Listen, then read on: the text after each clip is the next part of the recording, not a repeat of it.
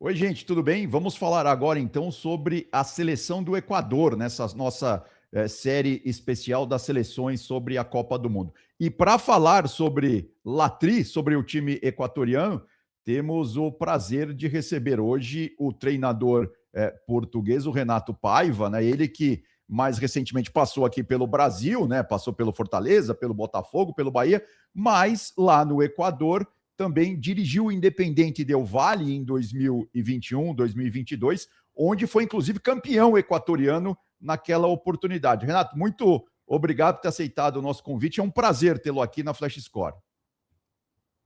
Obrigado a vocês, é um gosto também estar aqui a partilhar com vocês sobre futebol. Flash Score é hoje em dia uma ferramenta essencial para nós queremos ver pelo menos resultados de futebol e escutar os relatos e tudo mais. Portanto, parabéns pelo vosso trabalho, é um gosto muito grande estar aqui com vocês. Tá certo. Bom, Renato, acho que vamos começar falando um pouco, né, dessa seleção equatoriana, dos jogadores dessa seleção equatoriana, e vários deles, né, foram formados, vamos dizer assim, no Del Valle, né? Por que que o Del Valle hoje se tornou esse clube tão importante, né, em termos de geração de talentos para o futebol equatoriano, sul-americano e até mundial? Porque é um clube estruturado de forma muito diferente de tudo aquilo que nós encontramos, em especial na América. É quase um oásis. É um clube que tem uma filosofia única, que tem uma metodologia muito clara, que tem uma filosofia, uma metodologia que não abandona de forma nenhuma e que a grande base é exatamente na formação de jovens. O Del Valle faz captação de jovens por todo o Equador, tem um hotel dentro do CT onde esses jovens abandonam as suas cidades e vão para aí viver e estudar, tem um colégio dentro do CT e depois tem uma metodologia de treino e de trabalho muito vertical, desde os treinadores da formação até à primeira equipa, e portanto está tudo muito ligado e eles chegam todos com uma preparação ótima à primeira equipa e mais que isso chegam com uma preparação muito ótima para a idade que têm enquanto jogadores de futebol. Todos os seus princípios básicos são muito trabalhados e são jogadores já, eu falo por mim, muitos deles com 15 dias de treino na primeira equipa já eram titulares porque de facto são, são craques. É o scouting que funciona por todo o Equador, que traz essa matéria-prima para dentro do CT e depois são os treinadores que trabalham esses jogadores. E, e claro, isso faz muita diferença porque eles, independentemente de ganhar mais ou ganhar menos, e ganham cada vez mais, não abandonam esta filosofia, não abandonam este modus operandi e isso tem-lhes trazido resultados em questão de títulos e em questões financeiras, porque as vendas são mais que muitas, resultados ótimos. Eu acho que foi com o Chile nestas eliminatórias do Mundial, para o Mundial, acho que foi com o Chile em que o 11 titular, 10 jogadores eram formados no Del Valle. E portanto isto é claramente ah, uma diferenciação naquilo que é este clube na base da seleção equatoriana e do futebol equatoriano.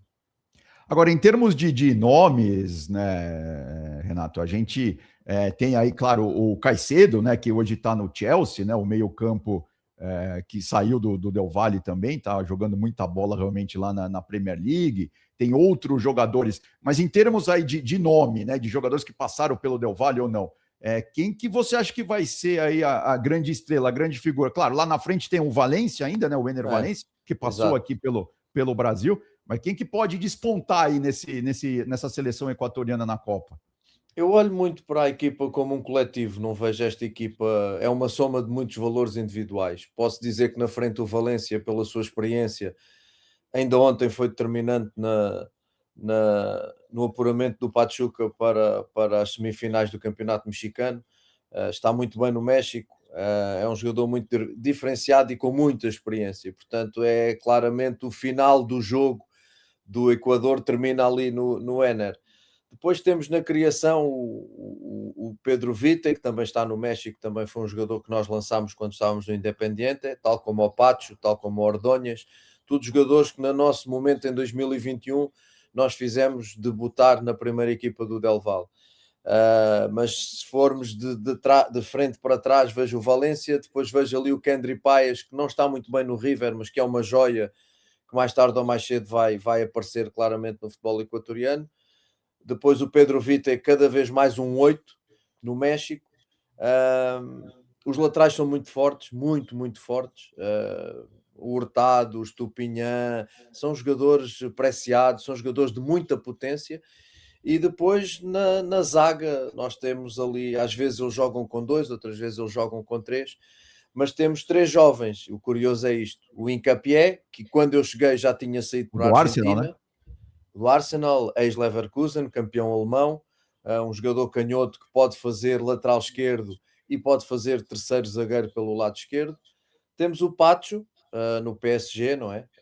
Um zagueiro de referência mundial, e temos o Ordonhas, pelo qual meia Europa hoje luta para tirar do Bruges, e portanto é uma equipa, e para não falar obviamente do jogador mais importante, que é o Caicedo. Depois temos jovens pelas alas, enfim, é uma seleção. Não é por acaso que esta seleção ficou só atrás da Argentina no apuramento para o Mundial E só tomou 5 gols, né, Renato? na Foi Conmebol. a melhor defesa das eliminatórias aqui na América do Sul. Exatamente. Isso mostra uma equipa compacta em termos táticos, mas também mostra uma equipa muito equilibrada em termos individuais. Não há propriamente uma posição em que nós podemos dizer esta posição não é tão forte. Não, eles são todos. É uma seleção muito equilibrada. Você troca jogadores e mantém-se mais ou menos o mesmo rendimento. Agora, não é uma seleção que vocês peçam que assuma o jogo, não é uma seleção que, até pela mentalidade do Bencassécio e do seu treinador, não é uma seleção que vá ser protagonista, que vá assumir a posse de bola. É uma seleção que defende de facto muito bem e que depois tem peças muito importantes, por exemplo, no momento do contra-ataque, jogadores velocíssimos, poderosos e jogadores com boa tomada de decisão para alimentar esses mesmos contra-ataques. Portanto, uma seleção claramente a ter em conta. Ou seja, é um time de transição, né? Tudo indica, né? Que vai Sim, eu acho que sim. no ataque Eu ali. não gosto de dividir, não gosto de catalogar as equipas, mas Claro. é evidente que há equipas que se sentem mais cómodas em determinado momento do jogo do que em outro, o que não quer dizer que não interprete os outros momentos, mas que estão mais cómodas, às vezes pelas características dos seus jogadores, outras vezes pelas características e ideias dos seus treinadores. Esta parece-me que é claramente uma equipa, olhando para o que tem à disposição e pelo treinador que tem, e tem sido isso, penso eu, nas eliminatórias, tem sido uma equipa, por exemplo, que fora, e isto é uma nota importante, tem melhores resultados quase fora do que em casa. Isso significa que quando não têm que assumir, quando dão o protagonismo ao adversário, são uma equipa muito mais perigosa do que propriamente quando é uma equipa que tem que assumir o jogo. Entendi. Agora, o Paes, né? O Kendry Páez, pode ser essa revelação do Equador já nessa Copa? Você acha que ele já está pronto para aparecer aí no Mundial? É assim, Tem se 19 anos, olharmos. né? O Kendry Exato, Páez, né? exato. Eu acho que pronto ele não está, porque se estivesse pronto hoje era titular do River Plate, ele não é, vai entrando aos poucos. Ahm, Teria o Chelsea também ficado com ele, ainda é um jogador em formação, só que é um jogador já muito diferenciado para a realidade do Equador, por isso é que foi vendido. Então, já vendido com 16 anos, só saiu 2 anos depois, creio eu. Então é um jogador que é uma incógnita. De repente pode o palco do Mundial motivá-lo, e até por não ter sido tão utilizado durante o ano, ser um jogador fisicamente mais fresco e poder dar esse plus à seleção. Agora eu também não sei se ele será titular nesta equipa. Sinceramente, eu olho para o 11 que o Bencassécio utilizou e não vejo o Kendry Páez neste momento a ser titular desta equipa. Pode ser um revulsivo, pode ser aquele jogador que entra e que pode fazer a diferença como suplente, não como titular. E dos 11, ou seja, não tem uma figura que deve aparecer mais, né? Como você disse, a questão é mais coletiva, né, nessa equipe equatoriana. Que deve ir longe na Copa, bom, claro, a gente não tem aqui bola de cristal, mas vamos dizer assim, tem um handicap, né, para ir à frente aí, né? Pelo menos Tem um chegar ali às histórico. oitavas, quartas e tal. Sim, tem um histórico recente que é o segundo classificado na fase de apuramento da Conmebol. E isso é muito marcante, tendo seleções como o Brasil, o Uruguai, a Colômbia, o Equador ficar em segundo lugar, é algo que é notável.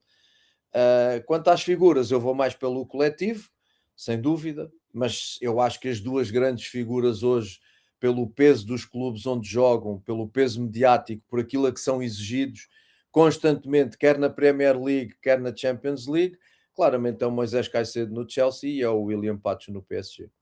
Perfeito. O Pátio é um zagueiraço, né?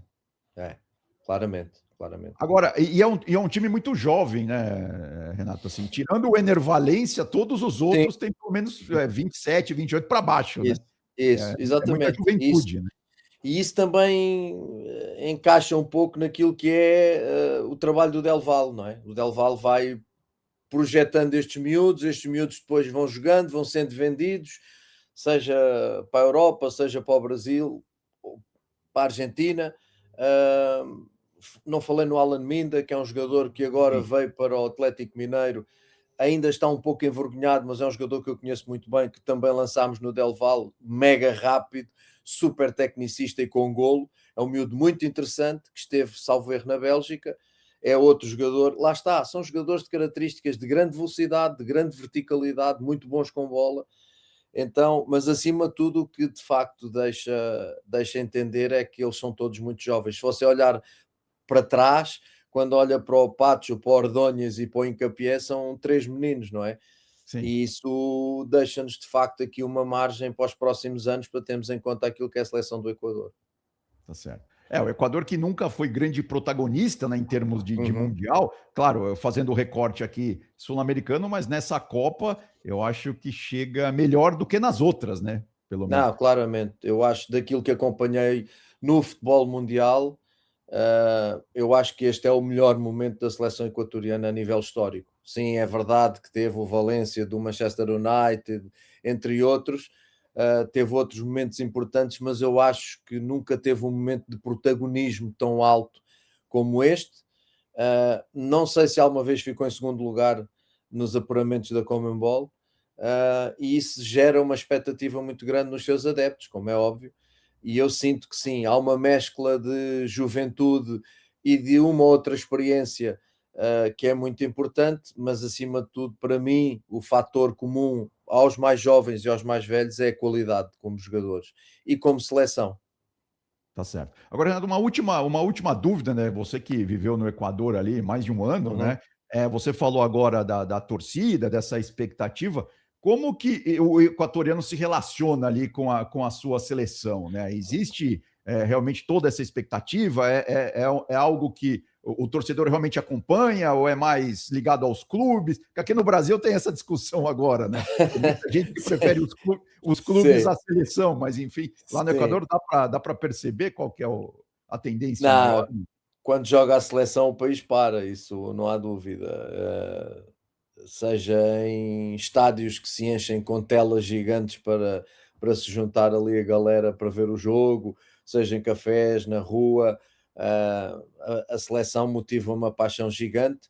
O próprio país é um país em evolução, Claro, e é curiosa a evolução do país, ao mesmo tempo a evolução desta seleção, e é uma seleção que gerou expectativas. Eu tenho acompanhado, porque o Equador está e estará sempre no meu coração, e de facto há ali umas criticazinhas ao Bencacece, porque os adeptos, a torcida acha que pela qualidade que tem individual, que a equipa deveria jogar mais, deveria ter tá, mais bola, deveria atacar mais. Ele é criticado por ser muito defensivo, mas a verdade é que, sendo muito defensivo, ele foi segundo classificado.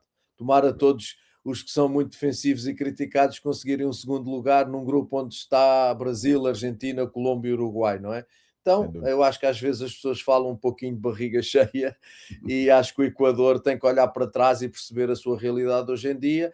Entendo que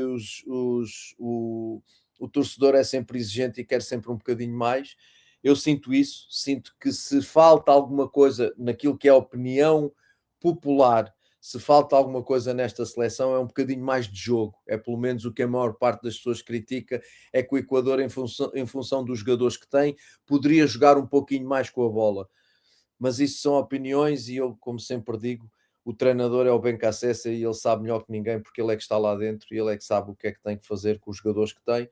Mas de facto é a única crítica que eu sinto no país, um país que ama a sua seleção, é de facto esta, que deveria ser uma equipa que deveria jogar mais do que aquilo que joga. E defesas costumam ganhar campeonatos, né? Este é o caso, não é? Muita gente grande do futebol mundial disse que as equipas se começam a construir de trás para a frente, não é? Portanto, se assim é, e eu acredito que sim, essa é a grande verdade. O outro senhor dizia que os ataques ganham jogos e as defesas ganham campeonatos, não é? E tudo caminha neste sentido. Se tiveres a tua baliza a zero, se calhar mais tarde ou mais cedo consegues fazer um gol e ganhar. São mentalidades, são formas de ver o jogo. Isto é tudo muito, como é dizer, estas teorias são todas muito aceitáveis, não é? E tu dizes assim, uau, que jogo fantástico, e se calhar e as pessoas dizem, não, defendeu-se mal. E eu se calhar digo que se calhar atacou-se muito bem em vez de se defender mal. Depende das perspectivas, obviamente. Tá certo. Renato, ó, muito obrigado, viu, por ter aceitado o nosso Tá? convite, por essa conversa sobre o Equador. Um grande abraço e até a próxima. Valeu mesmo. Um abraço então, obrigado, boa sorte a vocês, tá? Bom, gente, então essa foi a nossa conversa especialíssima com o treinador Renato Paiva, né, sobre a seleção equatoriana que chega, né, com esse retrospecto importante. Foi a segunda colocada aqui nas eliminatórias sul-americanas, mas foi a melhor defesa. O Equador só tomou 5 gols em toda a eliminatória. Um grande abraço e até a próxima. Tchau.